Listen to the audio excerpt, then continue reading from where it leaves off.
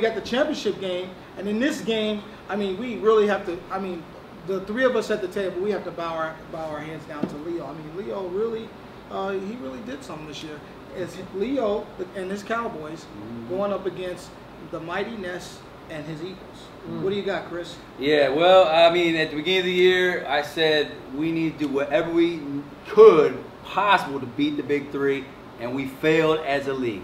So I think it's time for us just to embrace what it's supposed to be. It'll be the big three again, and it will always be the big three.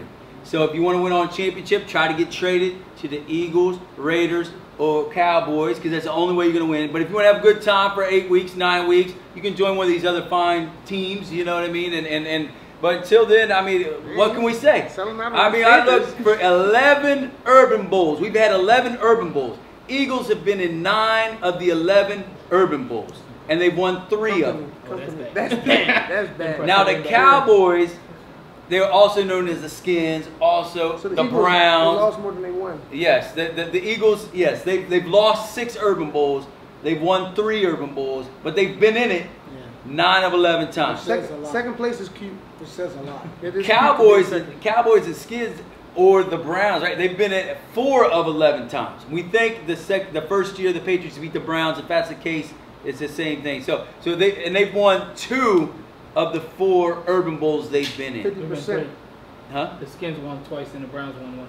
Did the Browns win? I don't see the Browns winning anywhere. No, they didn't. No, they didn't win. So, but then if you look at Browns never win. Yeah, the Browns don't win. No, the Browns can't win. But check this out: the Skins, the Cowboys used to be the Redskins. The Redskins and Eagles met in the Urban Bowl twice, 2 different times, 2012, 2011. Both times the Redskins won. Now, if you look at these 2 teams right now as they are coming into this season, you had the Cowboys who are 8th in passing touchdowns with 25, and Eagles in 7th in passing touchdowns with 24. Or actually, the reverse that. It was 7 and 8 Eagles. So they're real close in terms of offensive output, real close on defensive output. Cowboys are 2nd in tackles.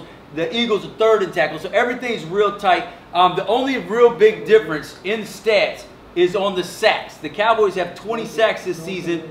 What? No, you're good. Continue. 20 sacks this season. Yeah, right. You pay attention. All right. Eagles had 10 sacks this season, right? Now, what's different here is the Cowboys are great sackers, but it's very hard to sack Brian of the Eagles.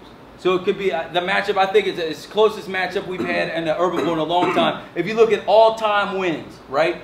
The Eagles have a 70% win percentage of 56 and 23rd. The boys and the Skins, I took it back from 2010 when they really started being something, because there's a few years the Browns and then we just sucked. But when they really started becoming the team that they are from 2010, they have a 65% win percentage. And so they're very tight. In fact, I think they're so tight when you see them head-to-head matchups, when they play each other head-to-head, Cowboys beat the Eagles 6 times, Eagles won 3 times. And so the Cowboys have the edge, but I think it's so close, I can't pick a winner. So what I'm going to do is I'm going to let Leo pick it. Pick heads or tails. Tails never fails. Tails. Cowboys win this one 25-24. You did your homework, Chris. And the Dark Leo is back. Excuse me, I'm talking. We break it down here on the pregame show. Chris stole the show. Let me get my 2 minutes of fame. Let me get my 2 minutes of fame. He stole the show. Okay. So the Dark Leo is back, and I'm going to agree with Chris here. The Cowboys win this one in a close one, 28-24. I just think that you know, we're ready. I mean, we've been waiting for this all year long. We've been counted out way too many times. And, I mean, here we are where we belong, you know, as a team. And we know that we want this. You know, I don't know how bad they want it, but I know we want it. And like he said, from on record and on paper, we own the Eagles. Yep. And I think we're going to continue to do that, you know, for a couple more years. Yeah, I think it's going to be interesting. Oh, sorry. Chris gave someone an advice. If you want to win championships, come to the Cowboys. Is a specific player that wears this color. Come join us next year. Listen, Chris talked about his Panthers players. My boys are good.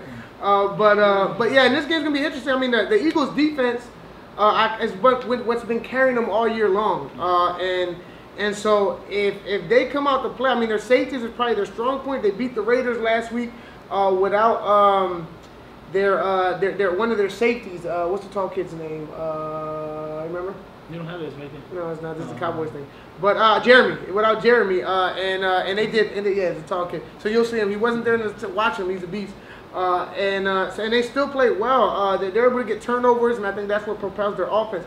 Bryant is not the most accurate quarterback in the league. He gets frustrated. But one thing he is a playmaker, and he has no problems with the game being on his shoulders to win the game, whether it's on defense or on offense. So you got to watch. Probably the most dynamic Eagles quarterback of all time. Ever. Probably athlete of all time. Yeah, I think so. Yeah. I guess maybe the only one that can compete probably is Jalil. What Jalil was able to do. But Teddy is probably the savior on the defense. Joker grabs a lot of flags over there, but what Teddy's been doing on defense, I mean, he's almost like you don't want to go to his side. You know what I mean? And with the Cowboys, they brought in some interesting players. I believe it was Mike Dennis, who came in this last week from a hiatus. And who was the other one? Number 7? Khalif Clemens. These guys, I've never seen them before, and I had no scout report on these guys, and they played great. Both of them. They had tremendous games. You said, you're saying that we never seen them before, so are you saying that they didn't play in the 4 games? I have no idea. It's tough to say. I can forfeit. Nah. If you go back at the beginning of the year in the first 4 games, Mike Dennis was actually leading our conference in tackles. So he played our first 4 games. So did Khalif. They had a lot of stuff going on towards the end of the year. Prom, senior trips, college visits. They're not very committed. How many games did they miss, actually?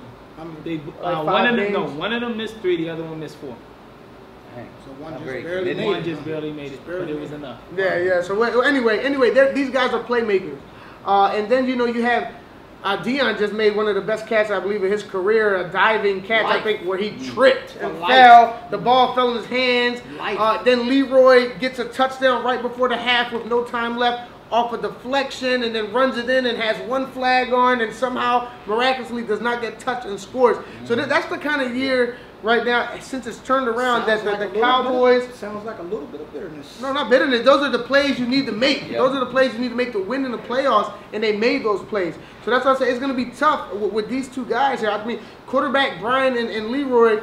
I guess the edge goes to Brian because Leroy's still kind of unknown, but what he's been able to do in the playoffs, look who he's taken out. He's taken out the Seahawks and the Packers.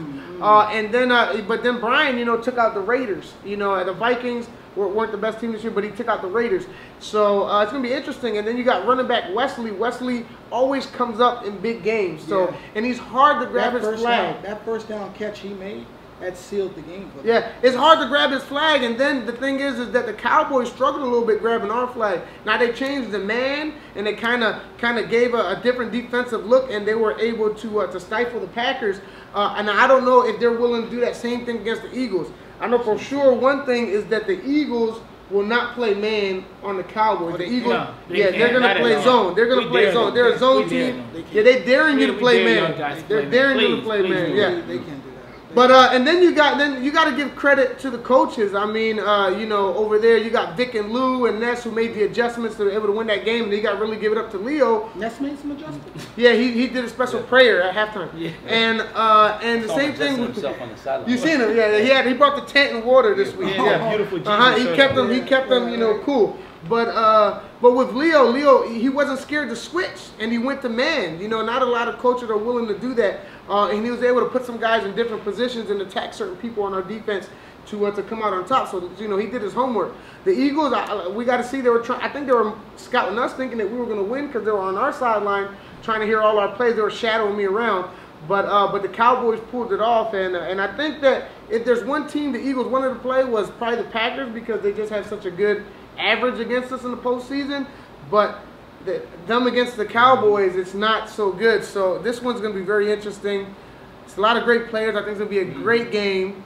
But in this one, I think I feel bad for the Eagles. If they go in and lose this game, it'd just be horrific for another loss. So I got them breaking the streak, and I got them winning in this one.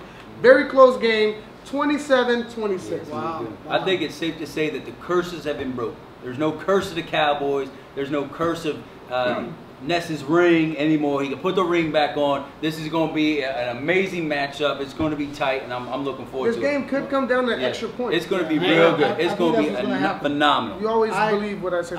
I agree. Thank you. I'm going to You're agree. welcome. I'm going to agree with the Chris and the Dark Leo down there, and disagree with Stupid Buddy. All right.